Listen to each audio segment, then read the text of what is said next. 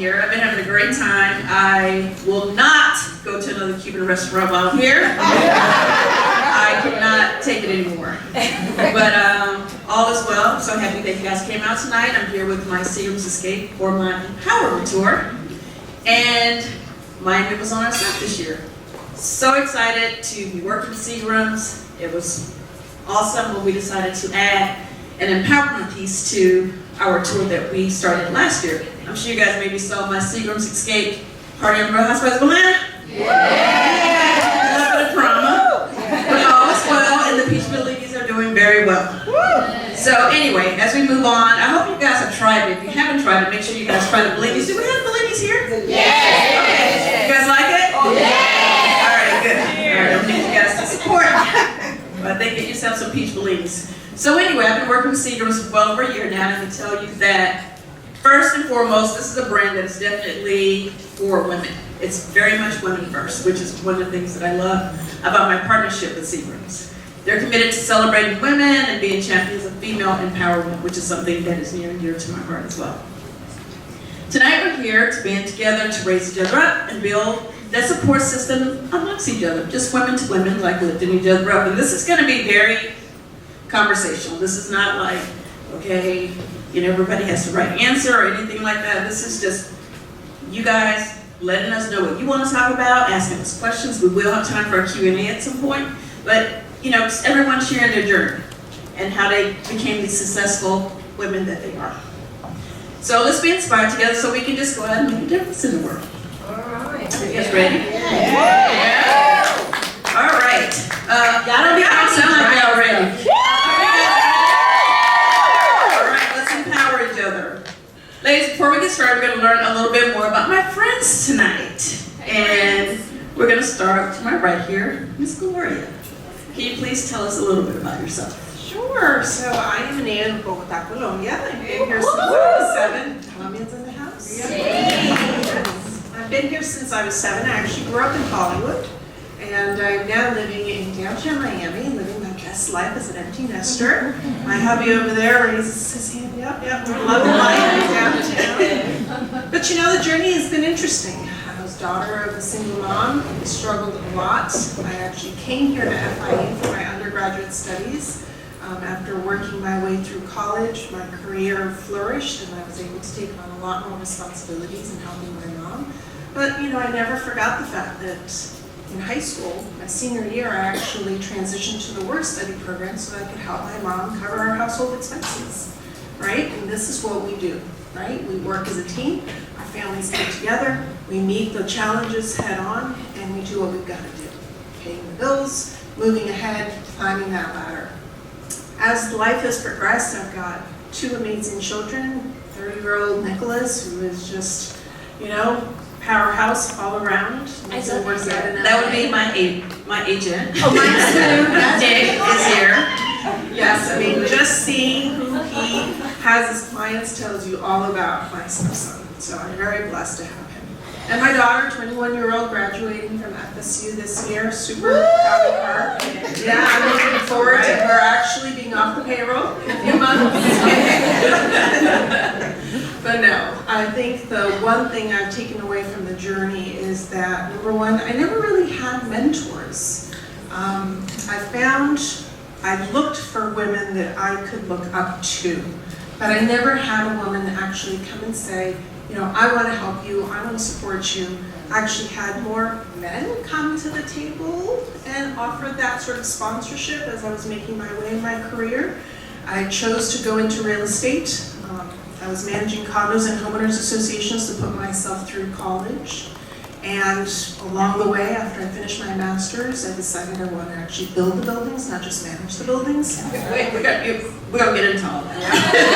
So tell too much of your stuff. I just want to share one questions. particular detail, which is that women in fields that are primarily men, if you will, dominated, didn't offer sponsorship, didn't offer mentorship. And so that is the one thing that I try to really pay it forward and create the atmosphere that I'm hoping that this empowering conversation is all about, that we need to make the effort to support one another and reach out and be mentors to each other. Amen. Thank you. Thank you so much, Gloria. Roxana, a few words about yourself before we get started. Hi, I'm Roxana, and everything I do revolves around strengthening the communities that we live, work, and play in. So I was a result of one person's act of kindness. They ended up volunteering with my mother and teaching her how to get her GED and then guiding her through the whole college process. So she went from working in the sweatshop factory to working in a real estate company. And that was really inspirational for me. And seeing my mother do that without knowing the language, with a culture change, made me feel like I could do anything. And so now my for-profit business focuses on helping businesses develop for success by developing their operations. And then my nonprofit focuses on helping homeless children survive and thrive. So it's really exciting. Excited to hear more. Valeria. Hi everyone, my name is Valeria. I am also a Colombian native. I've been in Miami for about 15 years now. I have an immigration story, being undocumented for the majority of my life, and then finally getting, being able to succeed and move forward. So I am a founder of an organization called Modern Women, where we really showcase and we put women's truths forward, and we really give them a platform to talk about their stories. And I also have a social conscious company called Peel, where we basically take repurposed fruit, specifically bananas, that would otherwise go to waste, and we repurpose it into making really delicious soft serve. So we work with like local suppliers, and we just use their fruit that would go to waste. So we're really trying to advocate for food waste, and we are bringing it together to make something consciously for people in the Miami area who are healthy, who really want to, have something without that extra sugar and something really delicious. So I have those two going for me, and I'm really excited to be here and with all these wonderful women. So thank you so much for inviting me. You're very welcome. Last but not least, I don't think this beautiful lady needs any introduction. I think you guys know who Miss Amara is. Oh, well, Please enlighten I'm gonna us. show me some love. First of all, clap it up. Thank you very much. Thank you for coming. Okay. First of all, for those that may not know me, my name is Amara Negra. I was born and raised here in Miami, representing Hialeah and Brownsville. My mother came to the United States as an immigrant. She came through the Mexican border. I know that a lot of them, just got to know about that now, but for those that, don't have the privilege of being born in this country, they really go through it, right? So when my mother came here, my mother buried 3 sons, two in the Dominican Republic and 1 in Panama. When she thought she couldn't have any more children, she decided, she had me basically. She didn't decide, just God put me there. And I am more than blessed. Anybody that knows me knows that I love my mama. I am the only child. I love her so much. Her strength, everything that she is, she has encouraged me to be the woman that I am today. And as if being an immigrant wasn't enough, then I told her, oh my God, Mom, I want to be an artist. I want to be a superstar. I want to sing, dance. I want to be on TV. I want to be in Hollywood. I want to do all those things. So she got an additional job. She had 4 jobs, including cleaning houses, and I would clean houses with her as well, for which I am not ashamed of that. And she put me on dance classes, singing classes, all types of things. And thanks to her support, I am here today. For those that know me, I'm a Love and Hip Hop Miami as well.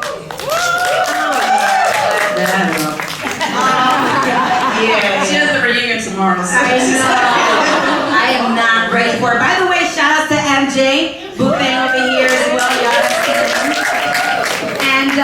And then besides my music and being in the entertainment industry, I am also an activist for the Afro-Latino community. I have been very passionate about it, and then that's really where my heart is at. I feel like it is my purpose in this world to use my voice to open doors and break barriers for other people like myself. And then besides that, I love being able to hear her that she is using her platform as well and her abilities to help the homeless children, because at some point I used to be homeless as well. If anybody that follows me on social media knows that I posted and I spoke about it. I used to live in my car for 3 months. It doesn't seem like a long time, but trust me, it's a long ass time.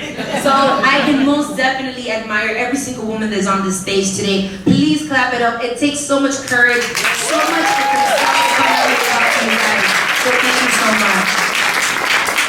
I appreciate you ladies being here tonight. I'm so excited to pick you guys' brain. I think most of you guys probably know who I am. If you don't know, Cynthia. I will be sharing some bits about my life. Thank you so much. I love you guys too. My story as well.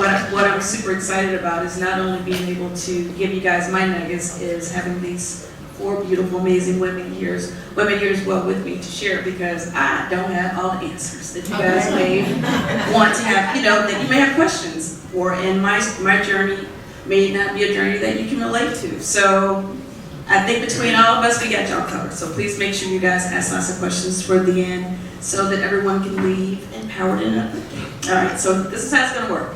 I'm gonna ask a question, and I'm gonna allow all of the ladies to answer. And the reason why I want to do that is because when we started before, I would ask one person, and then, speaking for myself, when I would be on panels, I would never get the question that I wanted. I would say, someone else would get the question, I'd be like, damn, I want to answer that question. I had a great answer that would change everybody's life. So I'm going to give everybody an opportunity to answer. Now, if you just don't have an answer, or you just feel like somebody said what you wanted to say, you don't have to answer, because we do want to move it along.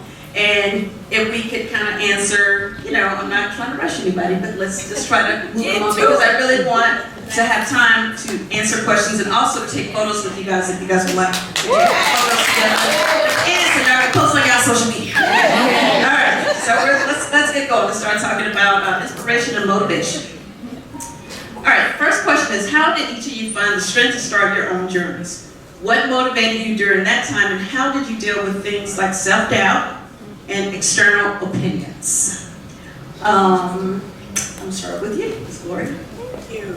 So, what I found most interesting looking back on what helped me succeed is that I would read a lot of inspirational stories. So I was a latchkey kid, and I didn't have anywhere to go after school. So my routine was to go to the school library. And one day the librarian said to me, I'm gonna challenge you to read every single book in this section before the end of the school year. And this was 5th grade at Hollywood Central Elementary. And the section she took me to was the women's biography section. And so I ended up reading, because I was so competitive with that challenge, the stories of all these amazing women. The women that formed the Red Cross, the first woman scientist, the first woman, doctor. All of these stories about women that had encountered obstacles in their lives really formed the basis for me as a latchkey kid who didn't have, after school extracurricular activities or anything that was going to inspire me to do and be and, do what I wasn't seeing necessarily, right? And I think that that's something that we need to always try to seek opportunities to learn from others' journeys. I would agree. Anyone would like to add anything? For sure. Just like Amara, I'm very close to my mother. She's my biggest inspiration, just coming from a sweatshop factory, not letting anything stop her.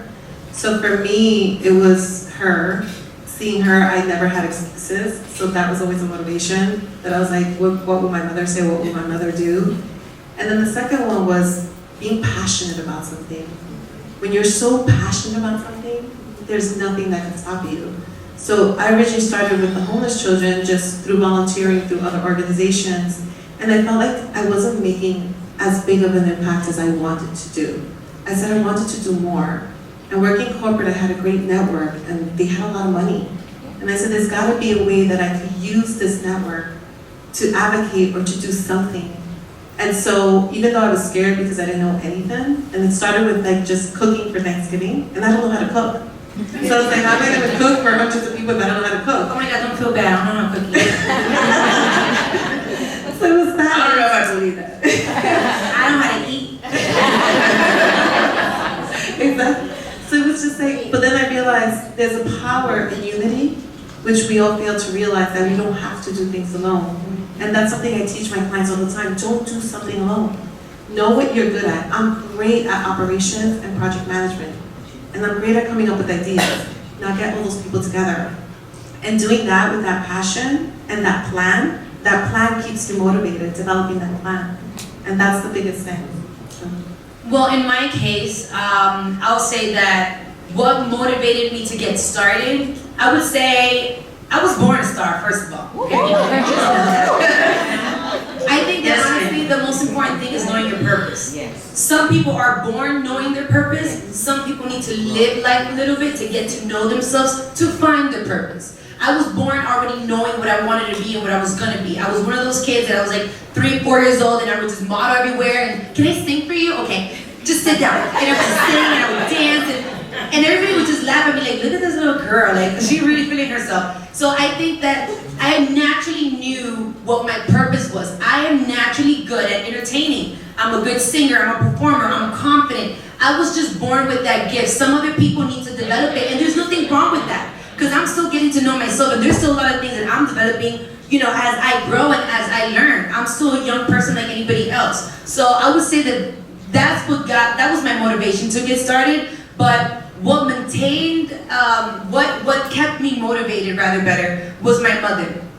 My mother, sometimes either you become motivated and focused within your own self or you need to find something else that motivates you. It's like, for example, as a mother, which I'm not, but as a mother, when I saw my mom would go so hard for me because you know you have someone that depends on you.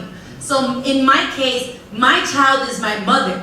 I will do anything, I will sacrifice anything to make sure that she's taken care of, that she's good. So just seeing her proud of me, proud of my accomplishments, saying, that's my daughter. Anytime I saw her just happy, that was my motivation, and it's still my motivation till this day. So personally, that's what kept me going, and that's my drive, and she'll keep me humble. Because as grown as I am, she'll still slap me right across my face if I don't get it together. So that was just for me. Well, I for sure did not know what I wanted to be when I grew up. So for me, my strength came out of like necessity, because I came to the States when I was like 8 years old.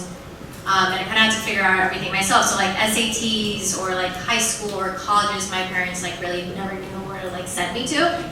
So I just kind of had to figure everything out myself. I was like, okay, I have to do this, I have to do that. My mom was like, sure, yeah, whatever. Like, didn't even speak English. So I felt like I needed to kind of build something for others that didn't kind of have that voice or kind of didn't have that strength growing up, and really just help them or guide them or just being like, hey, it's okay if we don't have it all figured out yet, you know? And for me specifically, like I kind of always like stayed back about really wanting to pursue different things, because I was like, well, I like so many different things at once, I don't really know what to choose. And it's okay if you're not in the same box, and it's okay if you're like, you know, I'm not just gonna be a lawyer, I'm just not gonna be a doctor, I'm just gonna like explore different interests. So I think for me, and what helped me was that like, hey, I can maybe try them all, and like if you know they click, and you know, and going back into your questions about like putting away external factors, it's not everyone's gonna agree with what you're doing, and not everyone's gonna like love what you kind of belong to or kind of what you mean or kind of what you say, and I just kind of take that into consideration. Like I'm gonna do what I like, and if it's 5 different things, then I'm gonna go for it. So.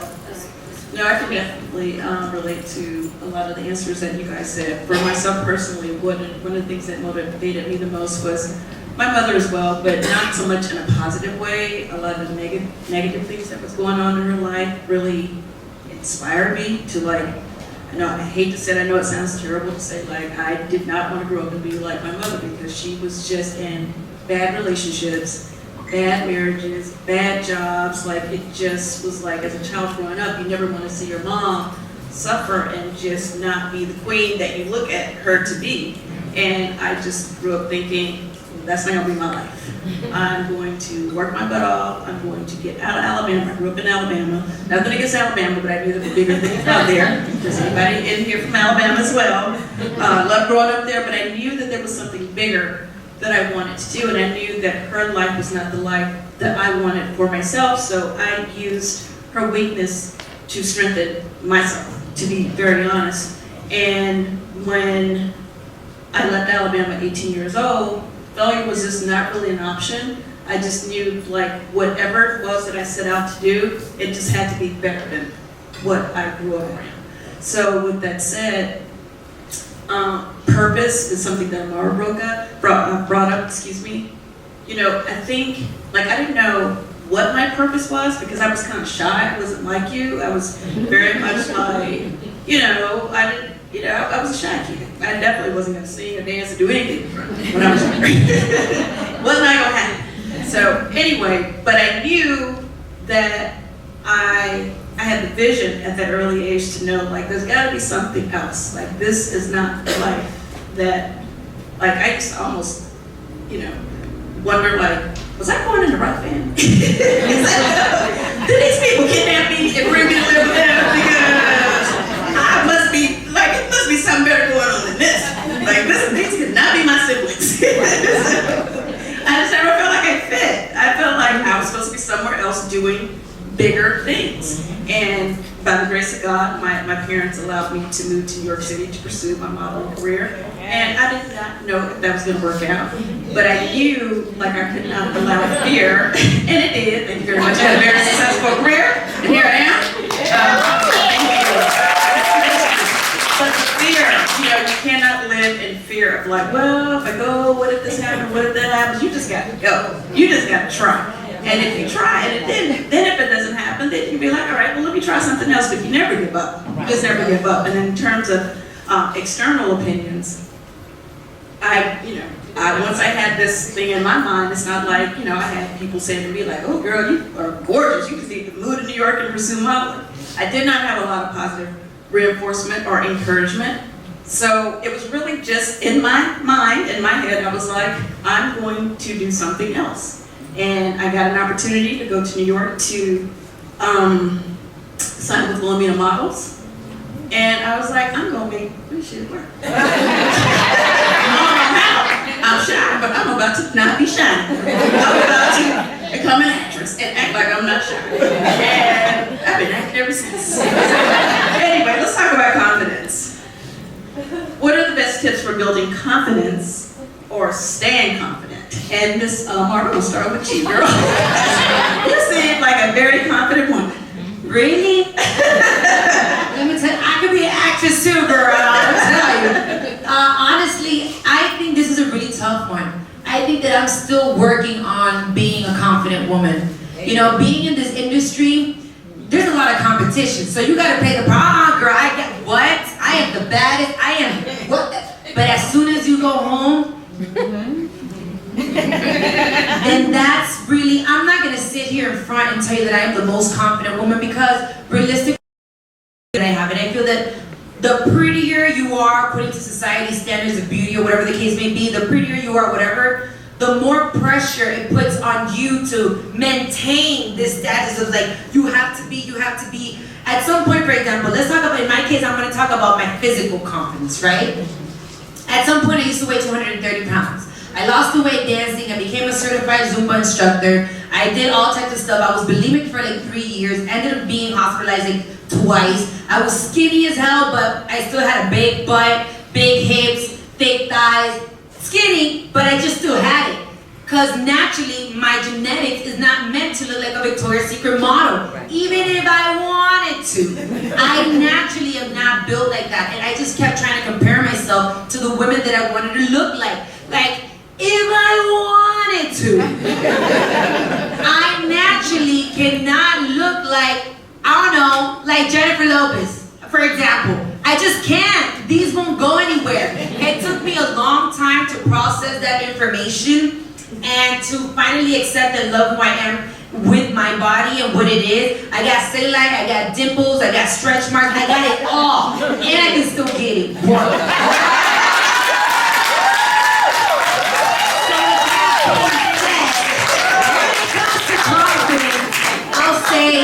It took me accepting and me loving me as I am. When you're naked in front of the mirror, look, okay? This is no Photoshop. My boobs are not always gonna be perky. My butt, look, I got some structure. It is what it is. You're never gonna be like the people that you see on social media. That's just this facade that they sell, and it's not the truth. You know what I mean? And like I said, coming from this industry, if you feel that you got pressure, really got pressure. So I'm just talking specifically when it comes to the physical aspect. That's something that I've suffered with and had a lot of troubles with my whole life. Like I said, I'm still dealing with it. My weight goes up, it goes down. You're always trying to be perfect, and it's just hard. And social media, people can be very, y'all know how y'all be. So, with that being said, I love you too. I just think it's time. It just takes time to learn to love yourself. It takes time to learn who you are as a person from the inside out and embrace it and love it. And just remember at the end of the day that you die, everybody's opinions didn't matter. Right. So you live in your truth and you love who you are. That's just what it is. I agree 100%. Before I take the other ladies, I'm just going to jump in and say one little thing. Speaking of confidence, one of the things that I try to embrace, well, I do embrace it, I'm trying to embrace it, is my age. We live in a world where people, thank you so much, and I just turned 53. I was trying to get home at 3 cents, but I didn't know what I told him at 50 cents. 50 cents, when it came out 54 cents, 55 cents, I was like, okay, it's done, 50 cents. But I really feel one of my proudest moments is, the year that I did turn 50, I really ran toward it. I embraced it, and I really feel like I kind of single-handedly made 50 fine again. Because all the women like myself that were of a certain age were all of a sudden hitting me up like, thank you for celebrating it and making, getting older, sexy, and just, I made them love being 50 and 50 and up because I truly love it. And that was me saying, you know what? This is my life. This is who I am, and I love getting older. And I feel like I look better now than I ever did in my 20s and my 30s. I'm happier now than I ever was in my 20s or my 30s. Okay. I know more, like I feel sexier now than I ever really have. And I thought, you know what? I'm going to share that. So that's why, to my confidence, I posted a nude photo of myself for my 50th birthday. And I put it out there, and trust me, I literally posted the picture and jumped to put my hand on the covers and was like, oh God, what are you saying? What are you saying? After 5 minutes, I was like, what are you saying? Fire signs. Okay, alright. But I was like, if it ain't right in 2 minutes, I'm taking it off. But that choice was one of the best things that I ever did because I just took ownership of my life, and it just was one of those times in my life where I was like, I don't really care what they think of. Well, I did for a minute, but I don't really care. I just took ownership of my age and who I am, and I'm not perfect. And one thing is for sure, I don't care how young you are. If you live long enough, you're gonna get older. So please know that a 50 cent can be your inspiration because it just gets better. I don't really look at my life like I'm getting older. I just look at it like I'm getting better. And Michael agrees. Yes. I'll add on to both what you said. I really think that confidence is, for me, it comes down to two things, right? It's like staying in your own lane and giving gratitude. So like if you and I had this conversation with a couple of my friends the other day when we went to dinner. We're like, what's something that you're most grateful for? Like what you're doing currently in your life? And I was like, every morning, and this is something that I've been doing for a little time now, is I wake up and I say 3 things that I'm really grateful for, right? One of them like my partner or like my friends or just like my job or what I'm doing. And so giving thanks to what you have in your life already sets and builds so much confidence because you're like, okay, I got this. I have what it takes and I can do whatever I want. And and another thing you were saying is staying in your own lane. At the end of the day, you're in your own body for the rest of your life.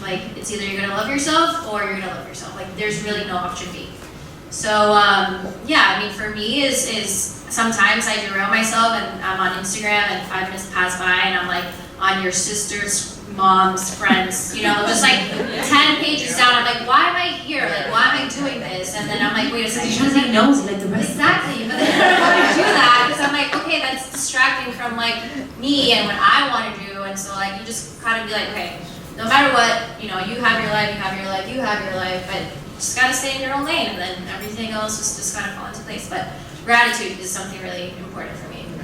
Anyone else would like to add anything before we move on?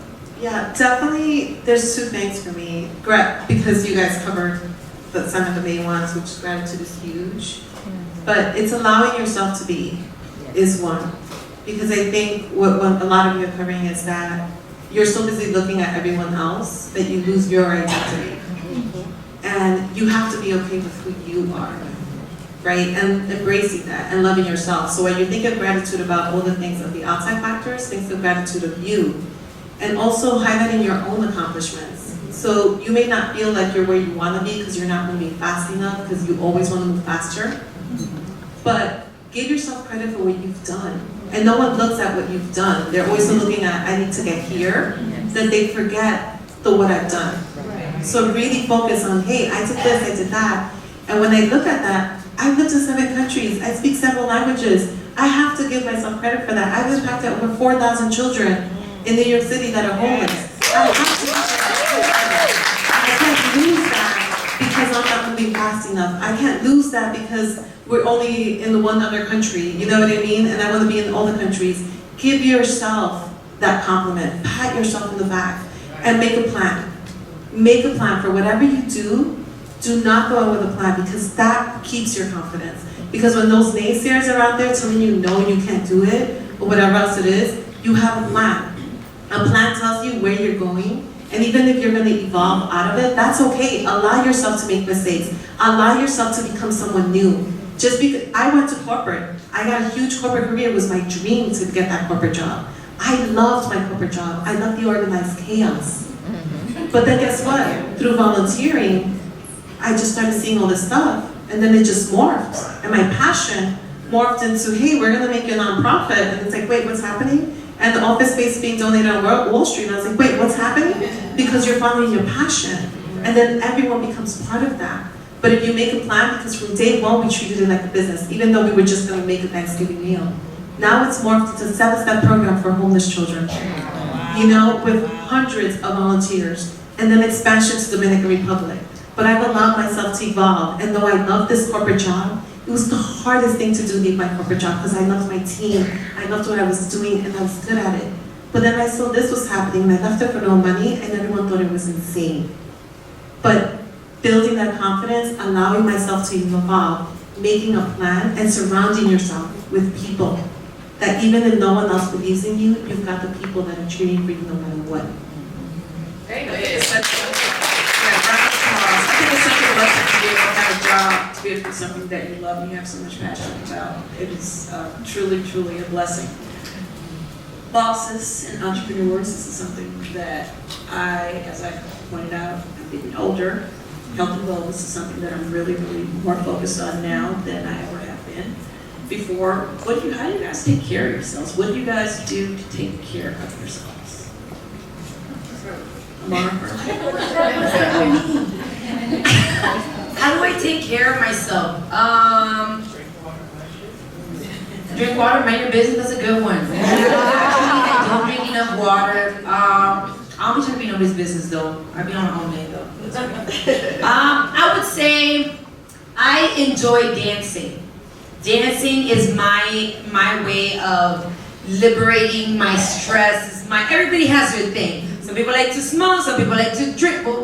Some people like to drink, everybody has their own thing, okay? Personally, I enjoy dancing. Even if I'm in the house, I'm a very homebody person. That's what makes me feel good. I don't like going to the clubs, unless I'm getting paid. I don't like going to the clubs, I don't like going anywhere. I like to be home with my mother, with my boyfriend. Oh, okay, thank you. He's reminding me the things that I like. Oh, thank you very much. I like massages, that's right. I don't know, I just think you have to find what works for you in the space that you have.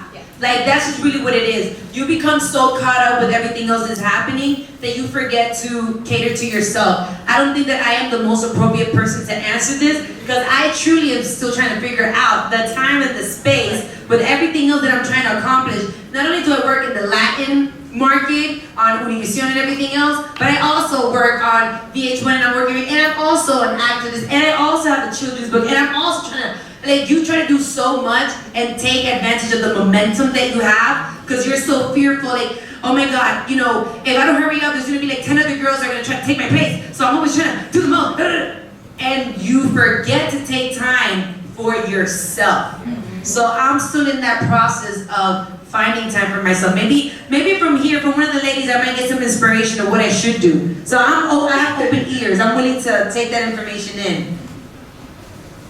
I'm pretty selfish sometimes with my time.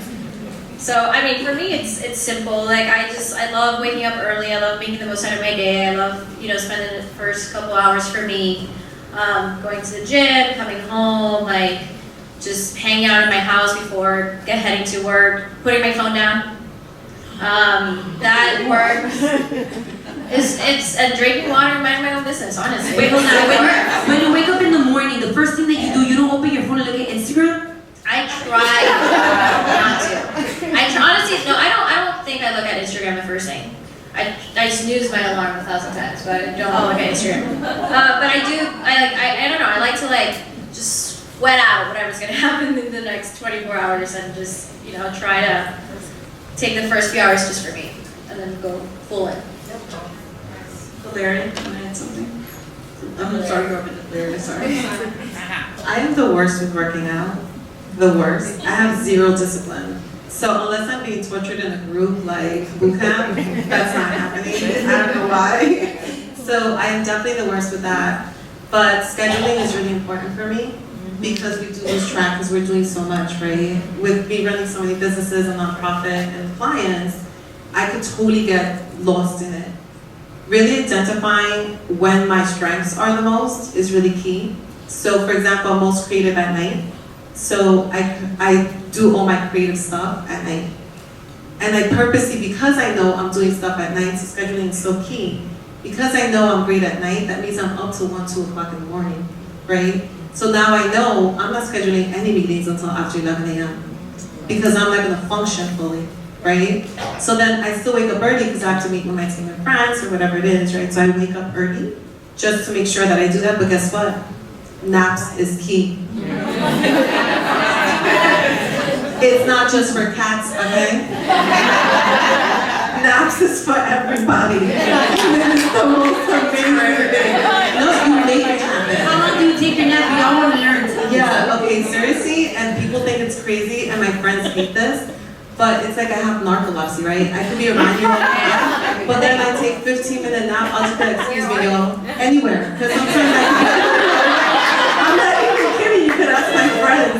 I could be anywhere and I'll be like, excuse me, y'all, I need to shut down. And it'll be 15 minutes, just like a cat, right? And I would just lay there, anywhere, and I would just take a nap.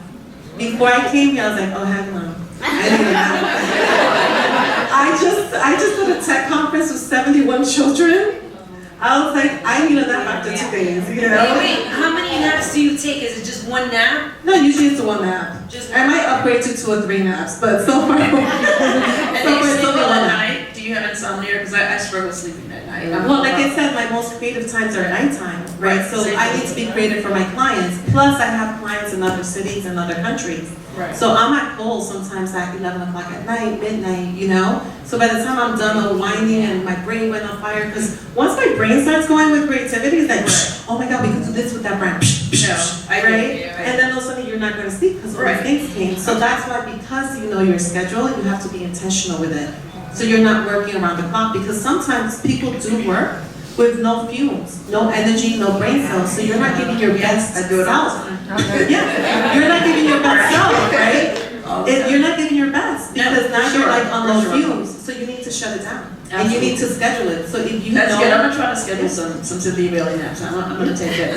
schedule yourself, your best times, and schedule your naps, y'all. Or don't even schedule it, just take the numbers. I'm gonna be at the reunion next week, and I'm gonna be like, you know what? I gotta shut down. Whoever's coming for me, you're gonna give me 15 minutes. I gotta take that. How about you, Gloria? How do you take care of So I'm actually take going to care take of a little yourself? bit of a different approach, because one of my businesses is I own an assisted living facility. For the last 7 years, I've had 52 elders and mentally disabled individuals living in our home. And the huge takeaway for me, I came into the business because my mom was diagnosed with Alzheimer's dementia, and God bless her 9-year journey, I walked alongside her, and she passed away in 2017, and I've learned a lot about what being healthy is going to look like for us. Because P.S., everybody in this room, I guarantee you, you will live to your 90s. Whether you think you're healthy now or not, because of how our medical system is set up, because of how interventions are currently being used in our medical system, we will all live to be in our 90s. And that's not necessarily a good thing if you don't have a good heart, if you don't have good bones, and yes, if you have not now, and from every day here on out, practice good brain health. That's very So, I want to just leave you with 3 things very quickly. Good brain health. Number 1, hydrate. Water is a majority of our system, and we do not drink enough of it. All right? Number 2, make sure that you, as busy as we are compartmentalizing for enough sleep. Because sleep deprivation right now is already been identified by all the research that has been done around Alzheimer's and dementia, and why we're having such a huge explosion, is because we have been so sleep deprived for decades. And then the third thing for brain health is you need to continue working your brain. Because what ends up happening over time is that your neural pathways of the work that you're doing are just drilling literally single pathways. You need to use both sides of your brain in everything we do. So even though you may not be a dancer, you need to find some sort of movement and activity that imitates dancing because you're using that side of your brain. You may not be a writer, but you need to find some sort of activity that is using that side of your brain that imitates writing. Because that is how we, this generation, and the generations that are in this room, are going to reverse what we are seeing right now, which is an explosion. I'm so glad to hear that I do not drink enough water, and I'm working on that. I definitely do not get enough sleep, and I'm working on that. And I just recently started taking, and I haven't been consistent, but I'm going to start taking them when I get back to LA. Where am I going? New York tomorrow. Wherever I'm going, I'm going to get my pills. But I started taking brain pills, you know, for your mental, because your mental is so important. I mean, all I do is deal with people for the most part. And it's hard because, you know, we're talking about, you know, our success and all our businesses and all these projects we have on. It's our moment, you know, we're trying to, you know, seize the moment because we don't know when it's going to end. You know what I mean? We live in a world where it'd be like, oh, well, nobody's talking about you now. That moment's over. You can't get anybody on the phone anymore. It is what it is. So I understand that pressure to just feel like you have to just go and get it and get it and get it. But here's the thing. Once your health starts shutting down and you physically cannot go to work, then all those things are going to have to wait because you can't go to work if you're sick. You know what I mean? And Lord knows I have gone to work with like wonky pneumonia. I'm sure I've been very sick at work many times because in this industry, you know, if I'm shooting a TV show, I have to go to work and just right into the store and be like, hey, I'm here having lunch with candy, girl, I got the flu, and I really do have the flu, so it will at least explain to you guys why I look crazy in the scene, because we have a show to shoot.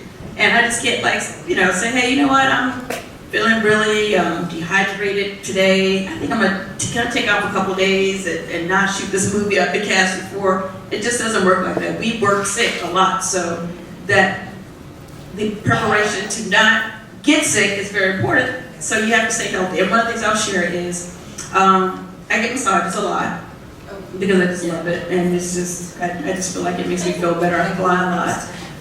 I take black seed oil. I'm gonna start taking it a lot more now because y'all know why we got all these viruses and stuff going on. Definitely gonna drink more water. What else did I do? Oh yeah. Schedule your water? Do you eat Schedule your healthy? naps? What's that? Do you eat healthy? I'm really good or really bad. But I'm healthy, I'm really healthy. But if I want, you know, something unhealthy, I'll have it. But for the most part, I eat pretty healthy. For the most part, I do. So all of that has a factor. I do not work out consistently. I start and then I stop. Like I'll start, so I'm gonna get a little flat, start feeling myself, be like, okay, I'm good. Let's go have some pizza. But are you active though? Because that's one thing I don't work out, but I am active. I walk a lot. I'm very active. I'll do water sports or stuff like that. No, I don't do all that. That makes up for what I'm not doing at the gym every day, you know? Okay. Well, when I say active, I'm not the kind of person person that just lays around the house all day. I'm moving around. I'm not like, jumping out of a plane or nothing, but I definitely, I'm a busybody. I'm always like, cleaning up my house and doing stuff. Like I'm always doing something. So does that count? Aren't you supposed to sweat though? Oh, you're supposed to sweat, clean up. You know what? Actually, not sometimes, because sometimes what's happening a lot with this generation is that they're sitting, right? Because you're all digital, right? So because you're digital, you're always sitting, you're not moving. So I purposely, when I'm not doing physical stuff and I'm working all day, because my career is virtual, I have to schedule it. Again, scheduling, right? So I schedule my breaks, I schedule taking water, I schedule, having to get up and move. You do because you forget, you're so that you start getting thirsty or your stomach's still turning and you realize it's 3 o'clock and you skip lunch. But I'm sorry, let me ask you a question. At what time do you schedule your schedule? Sundays. Sunday nights, that's when I schedule my home. But the thing is, like those standard things, like the water, everything, that's already part of the whole schedule. Because if you don't do the reminders, you forget. So those standard things that have to happen every day in your life, do it one time and it's there for the rest of it. Okay, I'm gonna need to hire you to work with me. Help me get my life together. Okay, myself on schedule. All right, we're gonna open this up to some audience questions now. Does anyone like to come up and ask a question? Are you guys passing the microphone around? Raise your hand if you would like a question. Don't be scared. Yeah, please ask questions, you guys, because we can talk all day long. If you guys came here to get a specific question answered, you don't need to ask, because we made this conversation to go left at any moment. So. Hi, how are you? Hi, I'm well and yourself. Welcome to Miami Ladies. This question is for Gloria. Gloria, you stated that in the 5th grade you were challenged to read books. What was your favorite book and how did you relate to it?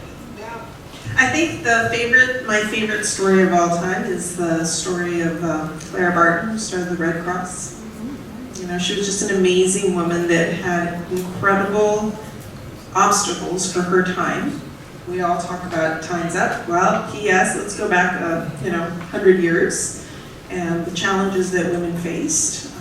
I really have in my heart a sense of, if you will, obligation that we need to pay forward what so many women have done for us. This is 100th anniversary this year of women achieving the right to vote. Yes. How many of you knew that? 100 years ago, women literally fought and died trying to get the right to vote.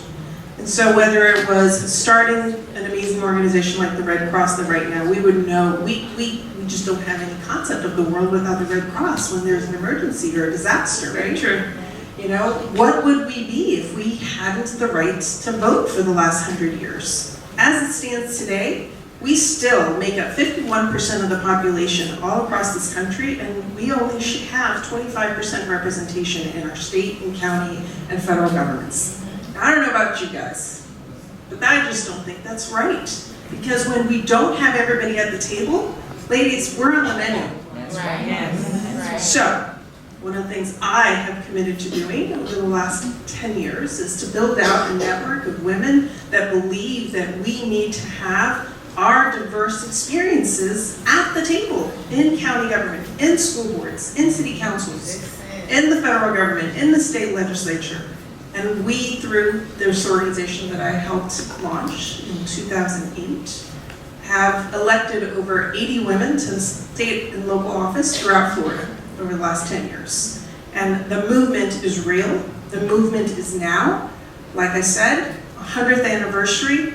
What would it look like if coming out of this election cycle, we have a major election in August here for for local, county commission and school board races. In November, obviously everybody's focused on the presidential, but P.S., I want you to be thinking about who's going to be your mayor. Right. Because P.S., those are the people, and especially in this county, we have the chance to have the very first woman mayor potentially run our county, a multi-billion-dollar enterprise that is larger than many multinational corporations. And P.S., it affects how each and every one of us will either have clean water in the next 10 years, will either have affordable housing or have to live with 4 different people to be able to afford to live in Miami-Dade County. Yes. And P.S., are we even going to be able to be in Miami-Dade Dade County because sea level rise is going to push us out.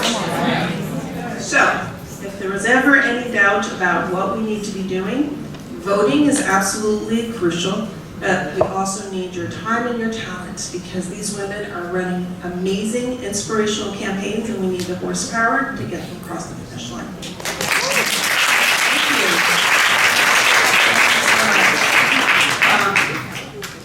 Anyone else in the audience? We're gonna bring over the mic. Okay.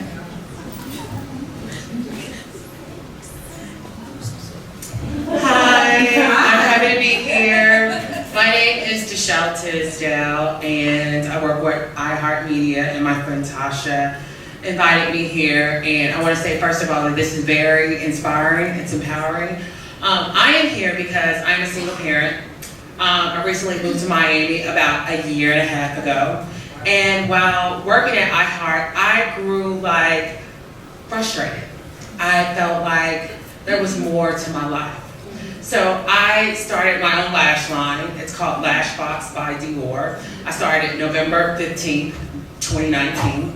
And so my question is, what is your advice for getting your brand out? Like my ultimate goal is to have my lash line in Macy's and Bloomingdale's and stuff like that. And right now I'm doing like ad campaigns, I've got brand ambassadors, but sometimes people are a little funny when it comes to taking a picture, holding your brand. Right. And so that's why I was so, when she invited me, I was like, this is what it's about, like women getting together and like people are so like, oh, I don't know.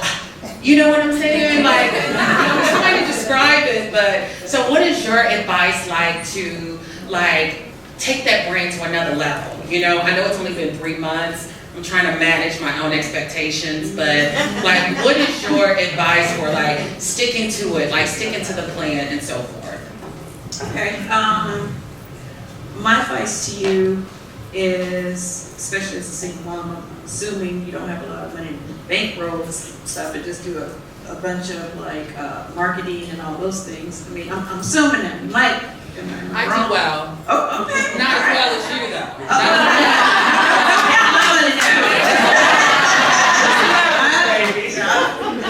I'm just trying to keep the lights on. Seriously, I would say one of the things, regardless of what my financial situation was, is to definitely use the free platforms that I can use, like social media, number one. Definitely Instagram. We live in a celebrity-driven world, y'all know that, so if you can get a hold of a celebrity, like a couple in here tonight, you got your lashes with you tonight? I do. Okay.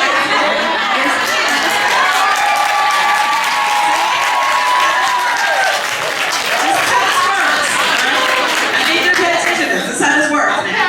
Now, what you do is, because I do this all the time, we do a meet and greet after this. Well, I do a meet and greet after this. These ladies will be taking pictures as well. When you come up to take your picture, you say, Miss Bailey, I got a lash line, can I give you some lashes? And I'm gonna be like, absolutely, because celebrities like free stuff. Okay? And then when you give me the lashes, then you say to me, do you mind holding them for me? Even if, I'm gonna do it because I'm nice, but if a celebrity's not nice, they may say, well, you can hold it and take a picture. But the point is, you have a picture on Instagram with some kind of celebrity, seemingly, using your product. Okay? So that is one way to do it. And most celebrities are like cool enough, be like, everybody has books and stuff. They're like, oh, I'm gonna give you this book. Do you mind? I do it all the time. Now, I may not get around to posting it, but you post it. Now, if you put it in your story and you tag me in it, it don't take me but 1 second to just repost it. You know what I'm saying? That's gonna be the easiest, as opposed to, DMing me asking me to post it. Probably not gonna happen. I got my own stuff to post. You know what I'm saying? I'm just keeping it 100. Okay? But now, if you tag me in it, I just click it and go, all right, boom. So then you have that, and then you take that down, and then you post that, because now you gotta post it. You gotta work all that. You have to work all those things. And, coming to places like this, obviously you're around other like-minded women, entrepreneurs that are here tonight, or women that are interested in being an entrepreneur. See what they got going on. Y'all maybe do a little collaboration or something. Do a little pop-up shop somewhere. You know what I'm saying? You guys have a lot of different events and stuff here. Atlanta's not that far away. When people have pop-up shop events, spend the money, get a little booth somewhere. I'm not saying, you maybe can, well, let me start counting your money now. That's right. I was gonna say, maybe you can't do the Essence Festival yet, but maybe you can. That's my goal, actually. My Well, next goal is Essence all of Festival, that- actually. I'm working on that. All of that works. I'm And not then playing no any, games. I'm gonna be in Bloomingdale's. you better say it. You better say it. So I would just say, you have to just kind of like keep, you're gonna be so sick of giving these lashes out to people and telling them about the lashes, but you just have to keep going. I feel like all I do is talk about Seagram's Peach Bellinis, all I used to talk about was Cynthia Bailey eyewear, and to me it's like, I feel like I talk about it all the time, and I can't believe when someone says, oh, I know you had an eyewear line. I'm like, girl, what the hell you been I've literally been posting this stuff for 10 years now. Like, how do you not know this? But a lot of people don't know. So you just have to always just show up and just always have them lashes on you, because if you tell me about it, the first thing I'm going to do is say, oh, well, let me try them. You don't want to be like, well, I got them in my car, but I get the car. No, you can't have them in your purse, because I got about 2 minutes with that. You know what I'm saying? You don't want to lose that moment. All right, Do you mind if I add to that real quick? No, I want you to. Okay, so I'm gonna tell you something, even though the question was for me, but let me tell you. So, something that really works a lot too is slide up in people's DMs. Look, okay? I'm all about the DM. Right, whatever it is you wanna write, oh my god, I have the best lashes, I wanna give it to you, where can I send them to? Copy, paste, and send it to 1,000 celebrities. Somebody's gonna open it and is gonna read it, because I do it all the time. They reach out, oh my god, we have bundles, we got lashes, we got lipstick, we got this. And I was like, oh my god, thank you so much. Here's my P.O. box. End it. And as soon as they send it, I usually celebrities do charge to post and stuff like that, because it still is a business. But there's still a lot of us that sometimes we receive things and we're just like, oh my god, this was kind of cute. Let me just take a picture and I'll post it and I'll actually tag. Don't forget to send your information and make sure to say, tag me. Yeah. And then, boom, you do it out of just being nice, right? Wow. Something else that also works, hashtags. Hashtag Miami Pop-Up Shop. I used to sell before Love and Hip Hop came, I gotta get the money because it's tight. So I went, my best friend, OfferUp. Look, let me tell you, you go to OfferUp, find out what store is closing. They'll sell mannequins, they'll sell tables, they'll sell whatever it is that you need for the low, really cheap, and you can hustle them. I only got $20. Who wants it? I got 20. Look, cash right now. You go, you buy a little setup, a little table, you know what I'm saying? And the pop-up shops, a lot of them are for free. Some, I used to do some with wood. Some you'll get like local ones. They'll be like, look, $50, $20 for your spot. And then that's how you create the momentum. You also have to have enough content on social for people to see this is legit. Not just like, oh, you posted one picture. No, you constantly have to have stuff. So just do that. Definitely stalk, celebrities when you see them with your lashes. And just throw them out there. Look, grab my lashes. Figure it out. You got it. You got this. I believe in you. I'm actually going to give you a whole other perspective from a business side, since I'm a business strategist. Yes. So you said that that's your plan. The question I have for you is, do you really have a plan? Like, do you have a business or strategic plan? I think I do, but that plan can always be tweaked because there's always someone. Right, and that's okay, but as long as you have a plan, forget about who's Yes. smarter than you. Because there's always going to be people, right? There's 100,000 people doing what you want to do. Come on. So don't worry about those people. Okay. Right. Worry about how you're going to make yourself different, right? So first of all, the first advice I'm going to give you, go to Small Business Development Center or SCORE.org, free mentorship services for your business. Okay? SBA.gov. Yep, that's Small Business Development Center. Yep, SBA.gov. They're inside FIU. Free business development services for you. Can I get that website again? SBA.gov. So Small Business Development Center, SCORE.org, free mentorship. The other thing, do not go without a plan. So just thinking out of, again, my brain goes shh, and then, right? Your lashes, create experiences. Because it's great to be on celebrities and give your stuff away. But again, it's a hit or miss, right?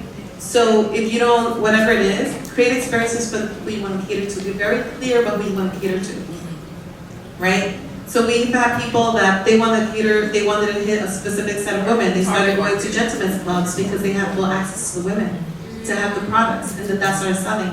Know your industry, right? Know the women. You could end up going to, the drag shows, that create an experience for them. Whatever it is, get creative, create an experience. Don't just sell lashes, sell an experience to them. Because then that will have people writing about you, tagging about you, telling stories about you, that then you could post to what you were saying, having that content that's consistent. So do those experiences. Don't just show up to a pop-up shop and sell lashes. Show up to a pop-up shop and have your own little stand doing Zoom, whatever with it, that provides an experience. So people say, wait, what's going on in that pop? What's happening in that table? I want to be part of that table. How can I be a part of that table? You know, that you have to make a line for it. We've had people like that with our clients, that there's a line waiting for that experience at that pop-up shop. Don't just be selling an item, sell an experience. That's right. Excellent advice. Excellent advice. We have one more question. Do I pick or you? I'm like, sorry. Okay. Okay. I'm gonna put this lady because I like her afro. Actually, I have two questions. Okay. The first one, although I am married, I do end up in several conversations where women feel like if they're the breadwinner in the house or if they're single now, it's because they're so powerful. So the first question is, have you ever felt like you had to dim your light for your significant other? Like, how do you deal with that if you're the breadwinner or you feel like you're single because of that, of your power? And the second question is, in terms of entrepreneurship, and we kind of talked about it earlier, Ms. Bailey, where like you straddle the fence. And because I have 3 children at home, ooh, I don't know why I'm nervous. Don't be nervous. So because I have 3 children at home, I like things like health insurance and security and a steady paycheck coming in. How do you set yourself up for that lunch to go in 100% for entrepreneurship? I mean, don't worry, she got a plan for you. Do you have a plan? Go with it.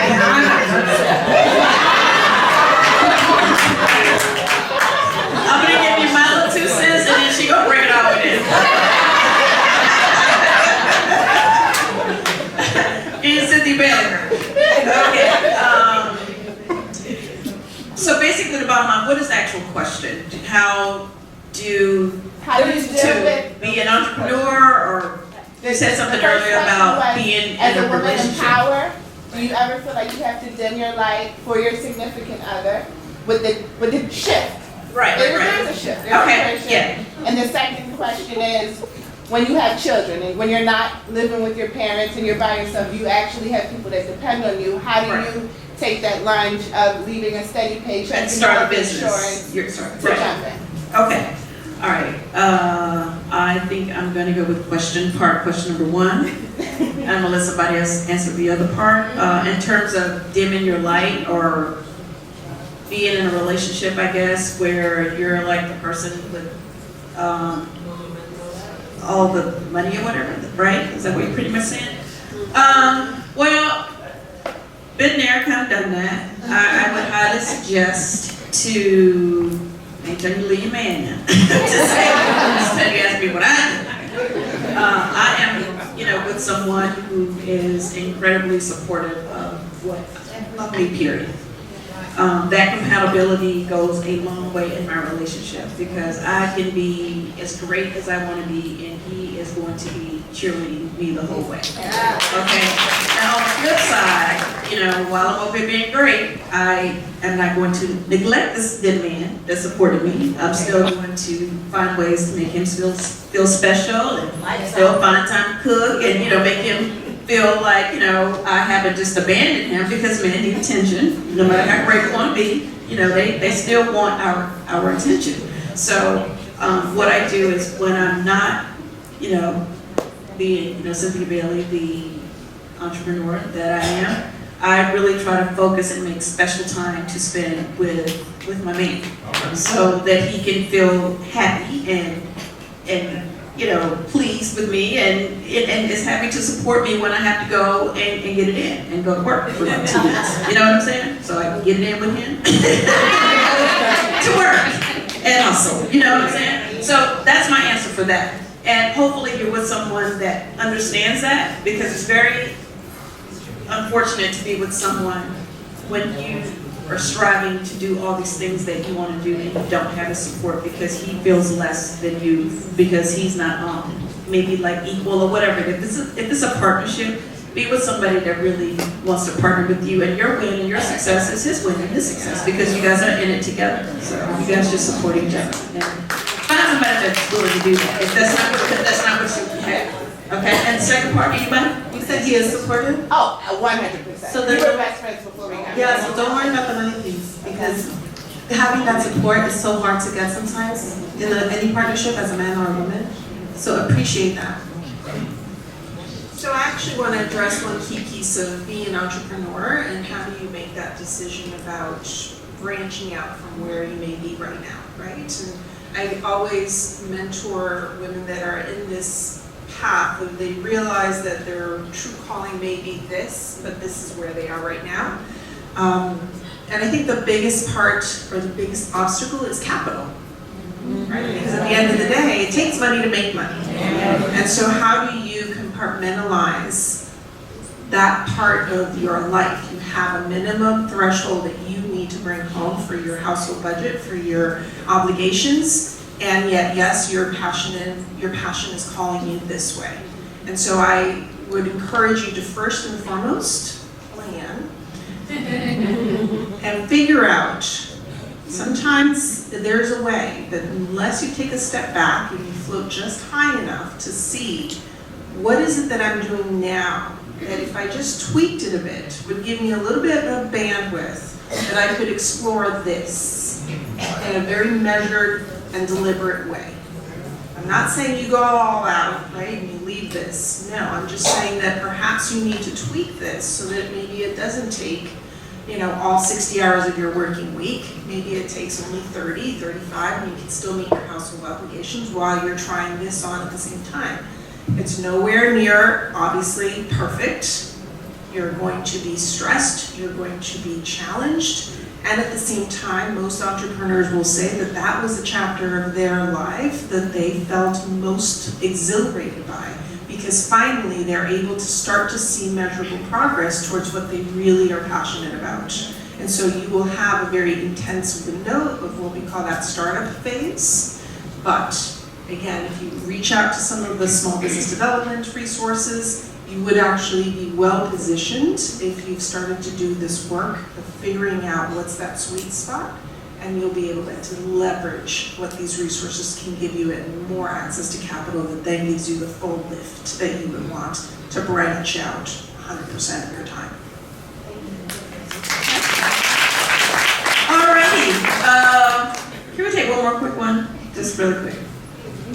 Is it a complicated question? Just kidding. No. Okay, go ahead, really quick, last one. Oh, wait a minute, we had somebody. Oh, Lord, okay. Hello, good evening. I'm very happy to be here. My name is Paola, and I'm happy to be here because I just recently started my business, and I put up a show that's called The Language of Beauty. Feel confident. Discover your style to feel confident, free, and empowered. So it's all that you ladies are talking about tonight. So my question to you is, first, that meaning of beauty that is not, what we see in social media and like that perfect side of it, and then the normal women, that perhaps is browsing through or even browsing through pages and magazines like, oh, I don't look like that, or I don't have the money to afford the Gucci bag or whatever that is. And also in this journey of entrepreneurship, like the getting messy part of it, like really going all out and embracing imperfection, because sometimes we fall into that analysis paralysis, like, oh, if it doesn't come out this way, then I'm a failure. So, yeah, more to talk about the getting messy part of being an entrepreneur. Okay, the getting messy part of the entrepreneur, like, you mean you're saying, there are a lot of questions in that one. yeah. What's the exact question you want to ask? Basically, so you want the other Like, side of it? specific. Stick to the plan that you're trying to do and just fully commit to it. Or yes, and embracing embracing the imperfection, like not attaching to a specific result and the journey. Yeah, I mean, honestly, being an entrepreneur, it's kind of like, you know, that like iceberg analogy where like you only see like the tip of the iceberg and then you never really see all the struggles that you went through it. So like being an entrepreneur, you're just going to know that you're going to fail more than you're probably going to succeed, right? Because you're going to fail multiple times. So I think if you just stick it out and you just make a clear decision, like, okay, I'm going to do this, and that kind of tilts with your question about like, hey, maybe learn how to say no. Being an entrepreneur, okay, it's going to get really lonely, and like being, like when you focus on a job, like you have to learn how to say no to a lot of other things. So like that whole messy part is just like, know that it's like a temporary place for you to kind of see that tip, right? So like all of that underground iceberg, you're gonna have to go through it. Like you're just not gonna get up to the top without going through the messy part. But you really just have to learn how to be by yourself and have to like really stick through it and just really focus on the end goal. Yeah, I agree. And now I think I kind of understand what you were asking. Just to add on to that, I would say be ready to do the work as an entrepreneur because it never stops. Like, there's a reason why people are fine with working for other folks because they don't have the pressure, they don't have to deal with the day-to-day of actually running a business. Because if my phone is not ringing, I'm getting a text, I'm getting an email, I'm constantly getting questions about payroll, it just is a whole thing. So just be ready to commit to it, and like this beautiful young lady was saying here, you know, it is a temporary phase. If it's, you got to go into it feeling like it's going to be successful. You got to have a positive attitude about it, of course, and just be ready to deal with whatever the little pitfalls will be, because it will be. It's not just easy, because otherwise, if it was, we all would just be bosses and everybody would have to work. So it doesn't work like that. You got to be able to ride it out, and I would just say, just stay positive and optimistic and make smart choices about your business. And if it's a good, solid business idea, just ride it out. You'll be fine. I'm gonna add on to what you said as well. And this goes whether you have a business or if you don't have a business, and if you want to have a business but you don't know what you want to have a business about, it don't matter. This goes for everyone. I personally believe that in life, and I talk about it all the time, I live by the theme about how bad do you want it. If you want it bad enough, you're gonna figure out a way to make it happen. That's just what it is at the end of the day. Every person you have ever admired in life has had to sacrifice something, period. Whether it's your time, whether it's your friends, whether it's your spouse, being with your children, whatever the case may be, you're gonna have to sacrifice something. Like, it just doesn't happen overnight. For example, you are really into your lashes right now, you only have 3 months. Mama, you have a long way to go. I'm not gonna sugarcoat it. You have a long way to go. Nothing in life is impossible. Just know you're gonna have to put in the work, and how bad do you want it? Like, if I were to tell you right now, and I always make this comparison, if you take a flight right now to China, you won the lottery over there, you just need to go on that flight and go get you that money. You're gonna figure out how to live right now and go get your money. So if you can be that determined to go get your money, why can't you be that determined to make yourself successful in whatever it is that you want to do? Yes. So that's all I'm saying. How bad do you want it? And have a plan. Yes, and I'm ready for naps. Naps for everybody. We're gonna have to wrap up because I want to definitely make sure we have time for pictures, but in a really 1 word, 2 word, very quick now. I know we got a lot to say, and I mean it not quick. I'm gonna cut y'all off now, y'all start preaching over again. What is just each lady, just give me your takeaway, or what you would like for these ladies to take away tonight, just in terms of what you think will inspire them and empower them to walk out this door, and if they're not already doing amazing things, to start doing some amazing things that they want to do, to walk toward their purpose and make some stuff happen. All right, let's start with you, Gloria. Well, I actually want to give a hand to all the male allies we have in this room. I'm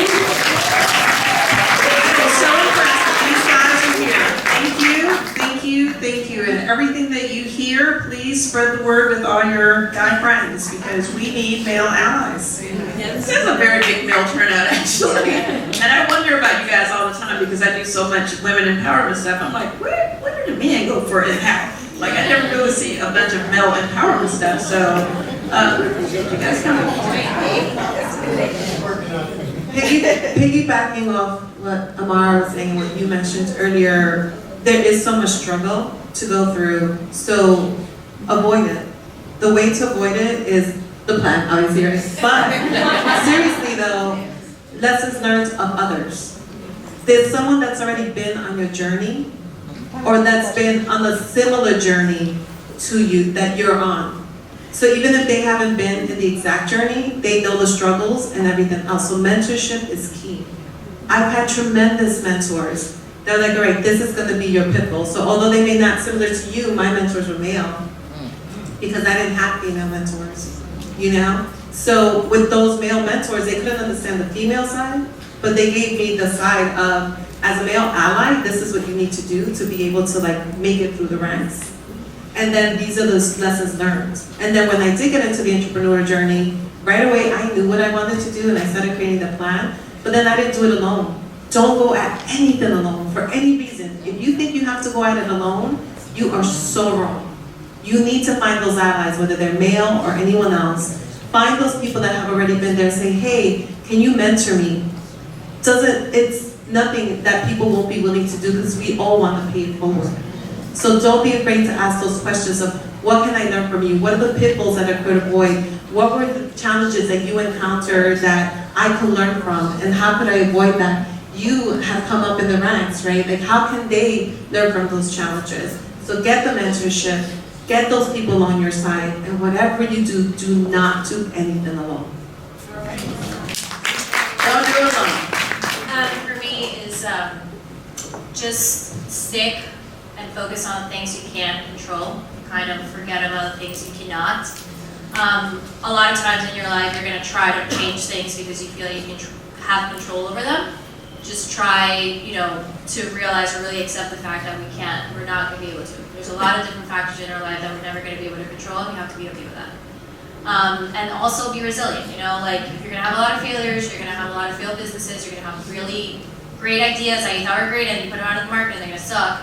And it's going to be okay. So just be resilient and just focus on the things that you could control, and the ones that you can't, just let them be. Thank you. Alright, on my behalf, I'll say this: live life with no regrets. Live life with no regrets. You only have one life to live. You know when you're born, but you don't know when you're gonna die. And that is my biggest thing. I fear time personally. That's one of my biggest fears. I fear time because I know that I'm here and I don't know when I'm gonna die.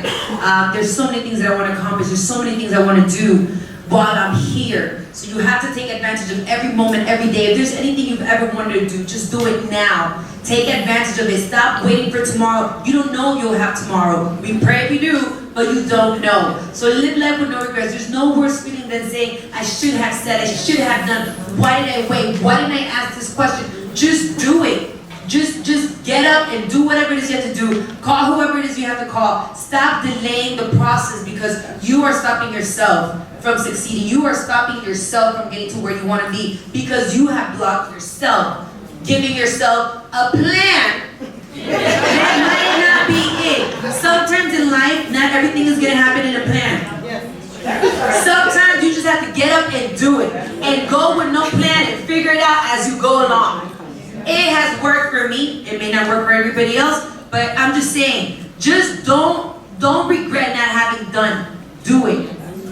That's it. Alright, and my takeaway for you guys is what I still need in my journey, because I'm still on my journey. I'm not anywhere near where I'm trying to be, and I haven't really completely figured out where I'm trying to go. But I will say that surround yourself with other successful people. Absolutely. If you want to be successful, you do not want to be with folks that don't want it. It's not going to work. They're not going to be an instrumental part of your village if they don't want anything and you want to work. And does that what is that conversation like? Like, you know what I'm saying? So one of the things that helps me keep, stay focused and inspired is to always try to put myself in a room with someone who is doing at least what I'm doing, or preferably more than what I'm doing, so I can, get that inspiration from them to say, okay, all right, this is good. I'm where I need to be, because, we all need inspiration. We really do. Like, no matter how successful you are, I don't wake up every day doing what? saying, oh, Cynthia's so great. I just have all this stuff. I wake up some days and I don't feel like doing any of it. I don't feel like answering the phone. I don't feel like filming. I don't feel like doing nothing. Okay? Just like everybody else. We're human beings. All right? So I have to constantly, wake up and be like, all right, girl, come on. Come on. Put that wig on. Let's put these lashes on from lady that sits in the lashes. Go ahead and get ready. You gotta go out there and be great. I know you don't feel good. Get your little vitamin C shot from Whole Foods. Do what you gotta do, girl. You gotta go ahead and do it. And, that's just life. So, empower yourself, inspire yourself, put yourself around people that motivate you, because even my castmates, I'm so motivated, I have days when I feel like I'm killing it, and I'll talk to Candy and she'll tell me all the stuff she did, and I'm like, damn. I didn't do nothing today. I'm like, you did all that and then took a flight, you went down for 1 day and came back, I was like, okay, I got a lot of work to do.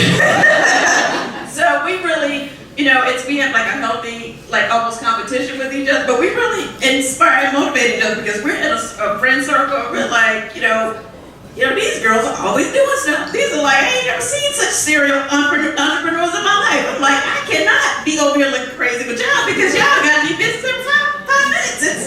It's insane. But at the same time, it's inspiring, because I'm like, I'm not gonna be the only one looking crazy. I got new business today too. I just started. So surround yourself with people that's doing stuff. You will be surprised how motivated and excited you would be to at least try, because I don't work with a bunch of rocket scientists, regular people like everybody else. If they can do it, if I can do it, please believe that you can do it. At least try. So I know you had a question. You good? I could ask you. Okay, you can ask. Okay, ask me to take the picture. No, that wasn't there. Okay. Okay, I'll ask you when I take the picture. Okay. All right. Thank you guys so much for coming. My wonderful. Hey, wait a minute. What now? No, I have a quick question, and Okay. it's more so, and you guys kind of touched on it. So I work in a very male-dominated industry. I sell beer. Okay. Escapes is one of them. Okay. And so I'm one of the only sales directors in the company as a female. That's not a male. And sometimes you have that double standard when you're in a meeting and you're passionate, is what they like to call it, about something, but really you're just using the same tone that's been given to you. That being said, how have you guys dealt with that versus being called maybe aggressive or combative or those things? Because I really do struggle, because there's not a lot of women that give me that peace of mind of girl, you got that. You said it just the way you should have. So I just would love to hear quickly how you guys have dealt with that. Oh, wow. Okay. That was a good one. That is a good one. All right. I'm going to get in so much trouble. But we're going to answer this question. All right. Let's start with you. Work our way down. Just really quick. Now, you got really quick. Real. Keep doing what you're doing. Every single woman that's in this room right now is extremely proud of you. You're representing us. You're doing the right thing. And who cares if they think that you're acting like a bitch because of your tone? I know you didn't want to say it, but I got you. Right. Who cares what it is that they're saying? If you are in that place, you earned it. And you stand your ground. So girl, you got this. I just want to give you props for that. But go ahead. Right. I agree with what she said. Male-dominated industry, you're the only female. I would, have to go with Lamar on this one. Honestly, this is 2020. I don't really care what it is about me. If I'm capable of doing my job just as a man I'm working next to is, it really doesn't matter. I wouldn't even let that be a part of my thought process. Do your job, be great. The thing with men is, whether they want to or not, if you're doing your job and you're good at it, they're going to have to respect you. So I'm going to take a little bit of a contrarian attitude, because I did come from a corporate background, and being in a male-dominated field like real estate development, if I had been all of, just not try to work it, I would not have been successful. So this is what I have learned. Ultimately, there's a goal. The company has a goal. You're either meeting it or you're not. If the fact that you are communicating about how others are not meeting it and you are, and then that's rubbing people the wrong way, then honestly, this is what I call the fogging method. You, in essence, are going to agree with everything that everybody else has said in those meetings, and then you're going to highlight the fact that, but for the fact that these other goals haven't been met, we're not gonna be able to hit the company goal. Right. And so what I have been able to accomplish is X, Y, or Z. And I have been able to meet my goals. And so the fogging method is basically kind of spraying for the folks that are insecure about your abilities and about what you're accomplishing. And so instead they're projecting out onto what they perceive to be your assertiveness or over-assertiveness. You just are gonna keep, frankly, fogging them and staying focused on the mission and the goal of the company. And the fact that you will continue to hit those goals and exceed them is what's going to give you the runway that ultimately you will be there. Yes. Okay, just one quick thing. To her point, yes, metrics is huge in corporate, right? Corporate world is completely different than the other industries that we're in now as entrepreneurship. But one big thing that on top of staying on top of my metrics, because I worked for Fortune 500 companies before venturing off, was making them my ally. You have to make the men your allies, right? So what I started doing, and it was funny because you can't close deals unless you're golfing or smoking cigars, you know? So I started smoking cigars, which I actually enjoy now, right?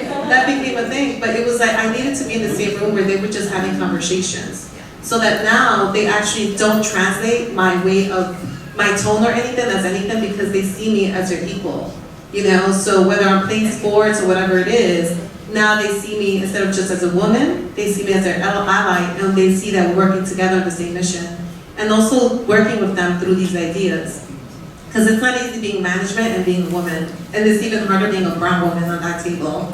So it's really, really hard. Make them your allies, make sure you're on top of your metrics, make sure you're shining as an employee with what you're doing, and then they won't, it'll be less of a judgment for it. And we were region of the year. There you go. Go girl. All right, thank you ladies so much. Round of applause for our wonderful. I appreciate you guys coming. Again, you know, do you be great. Surround yourself with other people that are doing things. I really appreciate you guys coming out. And if you haven't tried my peach bellini, please try it. We're going to take some pictures. Now, you guys would like photographs? What's that? Our social media. Oh, okay, so we can let everybody know the social media handle. Okay, start with Amara. You guys can follow me at Amara La Negra ALN. Amara La Negra ALN. Congrats on your new combo! Oh, yeah.